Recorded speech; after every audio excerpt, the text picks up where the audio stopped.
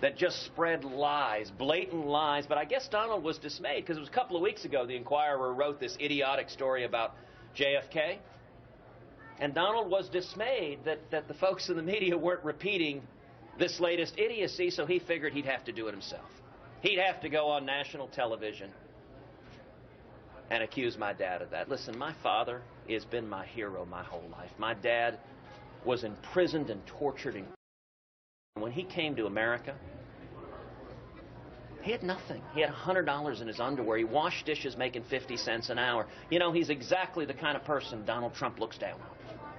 I'm going to do something I haven't done for the entire campaign. For those of y'all who have traveled with me all across the country, I'm going to tell you what I really think of Donald Trump. This man is a pathological liar. He doesn't know the difference between truth and lies. He lies practically every word that comes out of his mouth. And in a pattern that I think is straight out of a psychology textbook, his response is to accuse everybody else of lying. He accuses everybody on that debate stage of lying.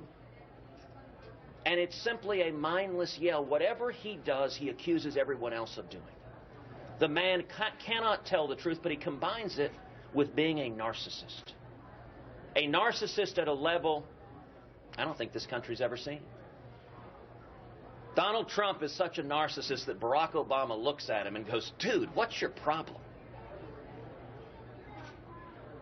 Everything in Donald's world is about Donald. And he combines being a pathological liar. And I say pathological because I actually think Donald, if you hooked him up to a lie detector test, he could say one thing in the morning, one thing at noon, and one thing in the evening, all contradictory, and he'd pass the lie detector test each time. Whatever lie he's telling at that minute, he believes it. But the man is utterly amoral. Let me finish this, please.